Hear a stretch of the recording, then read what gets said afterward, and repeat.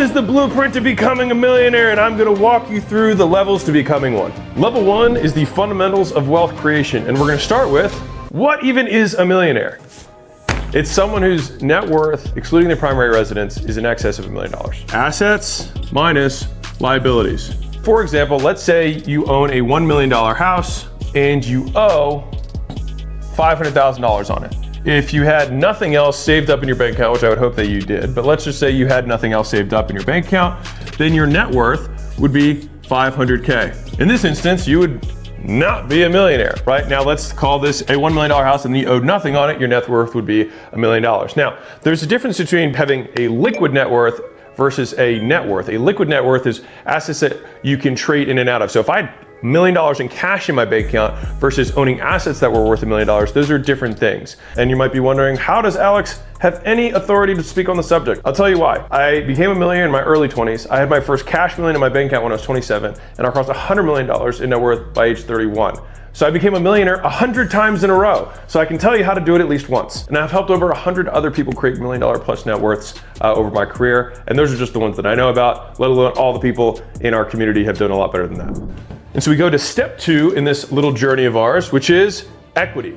Because there's 2 ways that you can become a millionaire. You can earn your way there, or you can own your way there. And the faster way is to own your way there. And that's what I'm gonna walk you through. So I'm gonna walk you through both examples of earning your way there, which is how I first thought it was, versus owning. So if I wanna earn my way to $1 million, then I'm going to need to make $2 million over X period of time, and then divide that by 2 because of taxes to get to my $1 million. Let's say I'm making $200,000 a year, and I made $200,000 a year for a decade. That's assuming that you saved 100% of your income. You'd be able to earn your way to $1 million in liquid net worth. On the other hand, you can own your way, meaning that you own assets, either, which could be businesses or real estate, which are probably the 2 most common assets that people own that are trying to invest. When I say invest, when you are an entrepreneur, you are investing, you're just heavily indexed on one stock, which is your own. Let's say that I create a business that gets to $250,000 per year. In some instances, I might be able to sell this company if it was truly automated and had a team of people that worked without me needing it. I could sell this at probably a 4 times multiple. And this is, again, that would be a very good multiple for a business that is doing that kind of profit, because this is actually a small amount of profit for when we're talking business sales. But that would get us to a $1 million net worth. All right, because we own 100% of this business that makes $250,000 a year in profit without us working at all, and we could sell that for $1 million. And so you can see the difference here. It's like, okay, well, one of these takes 10 years. This one is just how long does it take me to automate the creation of $250,000 a year? And so what's interesting here is that almost the actual income between the 2 is almost identical. But as soon as you achieve it, you almost already have the net worth, because here, time is working against you because you have taxes and you have your living expenses that are cutting out of this every single year. Whereas here, you get the multiplier without your living expenses, with time being an ally for you, which takes us to the next step on our journey. Don't diversify. Diversification is for weenies. Diversification, to quote Uncle Warren, is a hedge against ignorance. You only diversify if you don't know what you're doing. The more you know, the less risky it is. I actually am approaching diversification from a focus perspective, which is, what's the one thing that you're gonna invest your most valuable resource? Because when you're early on, you don't have that much money. So your most valuable resource isn't your money, it's your time and your attention. There's 2 ways we can allocate it. V1, we do little allocations like this.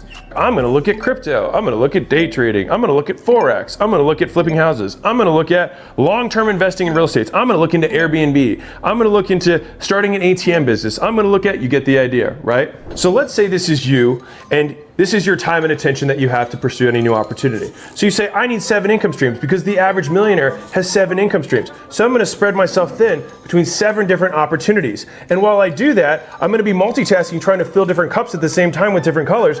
And I'm somehow gonna wait until one of these things takes off, right? I have to see which ones of these will work. But the reality is not which of these ones will work. Any of them could work if you put the work in, but you have to reach a threshold. Once you get to the top, the extra cash starts spilling over and you actually have a profitable opportunity. Which one of these cups is closer to spilling over? You going in on one thing or you spreading yourself between 7? And the reason that this myth continues to proliferate is because it's absolutely true that people who are the wealthiest have multiple income streams. But what's not true is about how they got there. The wealthiest people in the world go all in on one income stream and they keep adding it up over and over and over again until it overflows. And then once it overflows, because they're making so much money from their one opportunity, they then start diversifying back between the other different ways. But they made their wealth focusing on one thing, and then they maintain their wealth by distributing it. You don't make money by splitting your attention up. You make it by focusing on the one thing that matters most. V2, you say, what do I really like? Well, I do have experience doing this one thing, and so I'm going to ignore all of these other opportunities and just go all in on one thing. The reason I'm such a big advocate of focusing your attention on one thing is that this is where you get disproportionate returns.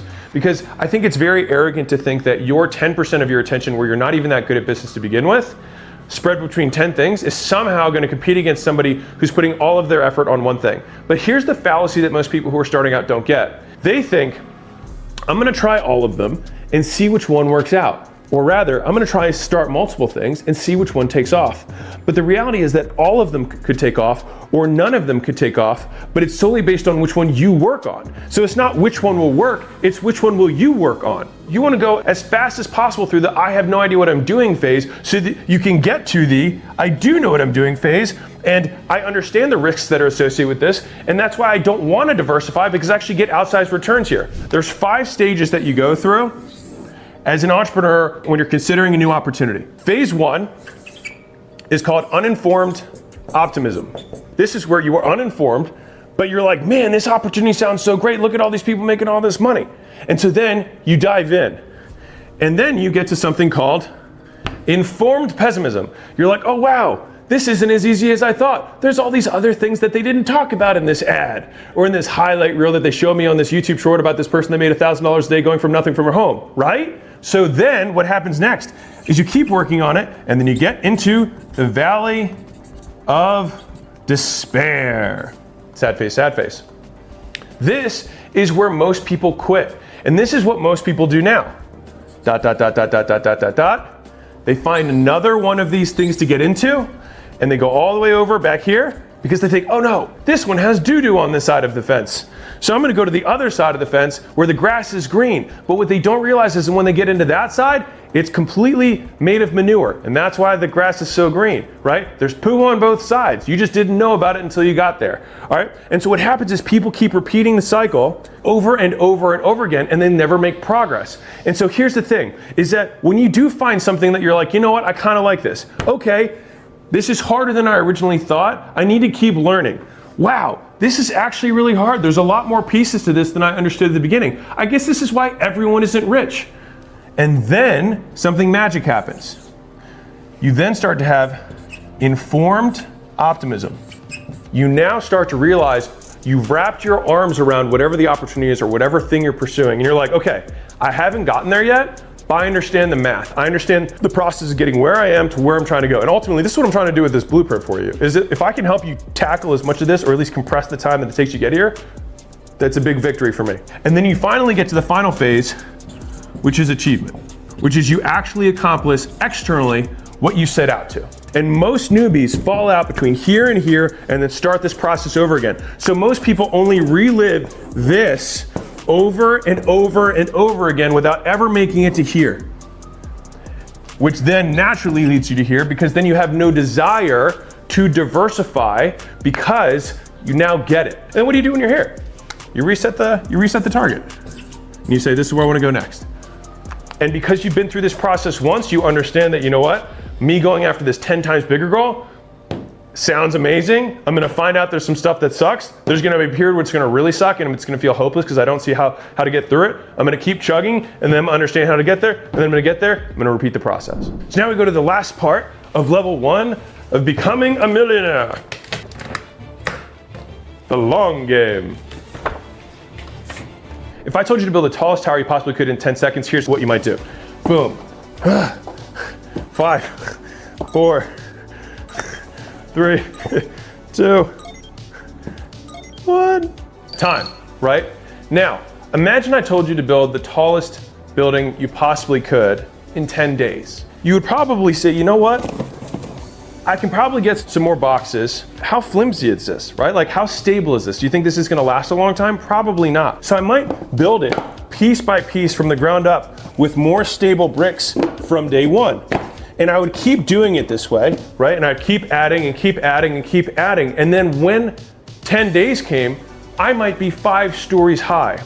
And so the reason this is such an important frame shift for people is that the fact that they're in a rush causes them to build the thing they want to build differently. The fastest way to get to this tall is to build it the exact way I did earlier, stack it end to end up to this point. But if I then said, I need you to build something that's 10 stories tall, you would never get there. And what happens is people get stuck, right? They get stuck at this level and they can't add another one on top. And they stay here and they're like, why can't I get my $1 million business to $10 million? And it's because you built it wrong to begin with.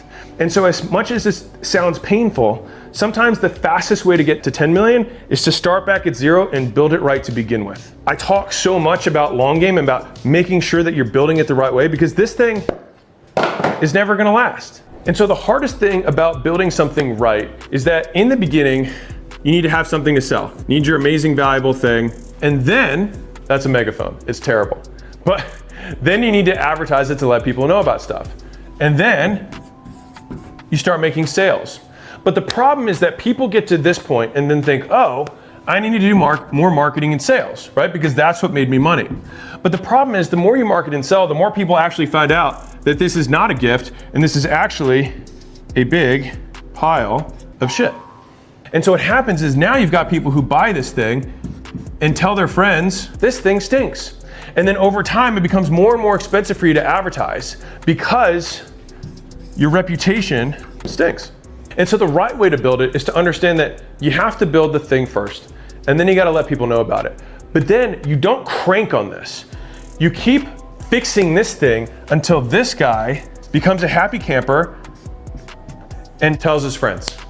And until that happens, you keep making this thing better. And this is the same thing as if I did this and just kept gassing it, that's me vertically building the tower and then reaching a max that I can't go past anymore. Versus building it so that I get people to say, wow, this thing's amazing. And so then they also tell people for me. So that when I get to that point, I actually built it with a huge base of foundation and I can keep stacking on top of it. And that's the difference in terms of mindset and perspective of how you actually build something that's going to last. And then along the way with your team and the people that you hire, rather than saying, hey, I just need a body in the seat, I just need a person to do this thing, you're like, who here has talent? And I might interview 20 people for one role rather than 3 so I get the right person. If you feel stuck all the time and you can't make progress, you usually need to go back to the beginning and realize that you built a vertical business that had no foundation to begin with. And now we have our foundation built for level 1 of wealth creation.